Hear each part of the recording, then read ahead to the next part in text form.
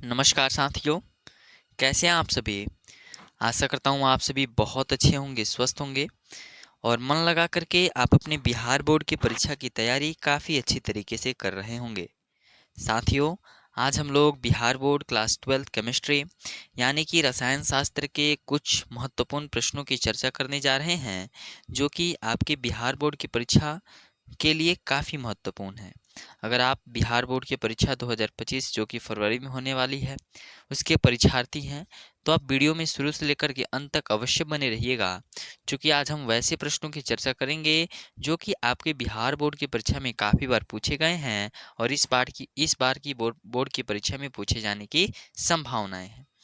साथियों, आज का प्रश्न है कि PH3 से NH3 का अबंध कोण बड़ा है, क्यों? PH3 से NH3 का अबंध कोण बड़ा है, क्यों? तो इसका काफी शानदार उत्तर लिखेंगे कि PH3 तथा NH3 दोनों में केंद्रीय परमाणु sp3 संकरित हैं। ये जो दोनों होते हैं ना, sp3 संकरित हैं तथा दोनों में इलेक्ट्रॉन युग्म के उपस्थित होने के कारण पिरामिडीय संरचना होती है। परंतु नाइट्रोजन की विद्युत ऋणात्मकता फास्फोरस से अधिक होने के कारण इलेक्ट्रॉन युग्म का विकर्षण भी अधिक होता है। फलतः PH3 की अपेक्षा NH3 में बंधन कोण क्या होता है? अधिक होता है। ठीक है, चलिए अब दूसरे प्रश्नों की तरफ बढ़ते हैं और आपका बिहार बोर्ड की परीक्षा में यह प्रश्न तो काफी महत्वपूर्ण रहता है, काफी बार पूछा भी गया है और इस बार की बोर्ड परीक्षा के लिए काफी महत्वपूर्ण भी है कि HI का जलीय घोल HCl के जलीय घोल की तुलना में अधिक अम्लीय है, क्यों? तो इसका उत्तर लिखेंगे कि HI HCl से अधिक अम्लीय है। जब हम किसी वर्ग में ऊपर से नीचे आते हैं तो परमाणविक त्रिज्या बढ़ती है, जिसके फलस्वरूप बंधन लंबाई बढ़ती है। फलतः बंधन ऊर्जा का मान कम हो जाता है। अतः HI की बंधन ऊर्जा कम होने के कारण यह पहले आयनीकृत होकर H+ आयन देता है, इसलिए HI HCl से क्या होता है? अधिक अम्लीय होता है। ठीक है, चलिए अगले प्रश्न की तरफ बढ़ते हैं और आपका अगला प्रश्न है कि संक्रमण धातु रंगीन लवणों का निर्माण करता है, क्यों?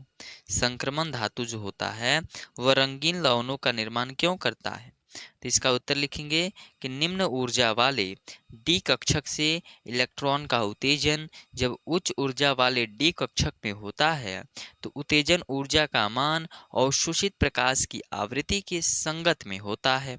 सामान्यतः यह आवृत्ति दृश्य प्रक्षेत्र में स्थित होती है। संक्रमण धातुओं के डी ऑर्बिटल के विघटन में दृश्य प्रकाश का जो भाग उत्सर्जित होता है, धातुएं उन्हीं के संगत से रंग प्रदर्शित करती हैं। ठीक है, जो संक्रमण धातु होती है इन्हीं कारण क्या करती है? रंग प्रदर्शित करती है। अगला, और यह भी प्रश्न आपकी बिहार बोर्ड की परीक्षा के लिए इस बार के लिए भी काफी महत्वपूर्ण है और नीचे वाला भी प्रश्न, क्योंकि यह प्रश्न बार बार आपकी बिहार बोर्ड की परीक्षा में आया हुआ है कि भर्जन तथा निस्तापन में अंतर स्पष्ट करें। भर्जन किसे कहते हैं और निस्तापन किसे कहते हैं? तो बिल्कुल सजा करके भर्जन लिख करके डैश देंगे और लिखेंगे कि सांद्रित अयस्क को वायु की उपस्थिति में गर्म कर ऑक्साइड अयस्क में परिवर्तित करने की विधि को भर्जन कहते हैं। सांद्रित अयस्क को वायु यानी कि ऑक्सीजन की उपस्थिति में गर्म करके ऑक्साइड अयस्क में परिवर्तित करने की विधि को हम लोग क्या बोलेंगे? भर्जन। यानी भर्जन में वायु यानी कि ऑक्सीजन की उपस्थिति अनिवार्य है, होगी तभी प्रक्रिया होगी। तो जिस अभिक्रिया में ऑक्सीजन की उपस्थिति हो, भर्जन उसको कह सकते हैं। निस्तापन, सांद्रित अयस्क को वायु की अनुपस्थिति में गर्म कर ऑक्साइड अयस्क में परिवर्तित करने की विधि को निस्तापन कहते हैं। सांद्रित अयस्क को वायु की अनुपस्थिति यानी ऑक्सीजन नहीं रहेगा, ठीक है, फिर इसको गर्म करके ऑक्साइड अयस्क में परिवर्तित करना ही निस्तापन कहलाता है। चलिए, काफी महत्वपूर्ण प्रश्न है कि धातुमल और फ्लक्स की परिभाषा दीजिए। धातुमल किसे कहते हैं? फ्लक्स किसे कहते हैं? तो धातुमल लिख करके डैश देंगे और लिखेंगे धातु के निष्कर्षण में गैंग और फ्लक्स की प्रतिक्रिया के फलस्वरूप प्राप्त बेकार, द्रवित और हल्के पदार्थ को ही हम लोग क्या बोलेंगे? धातुमल।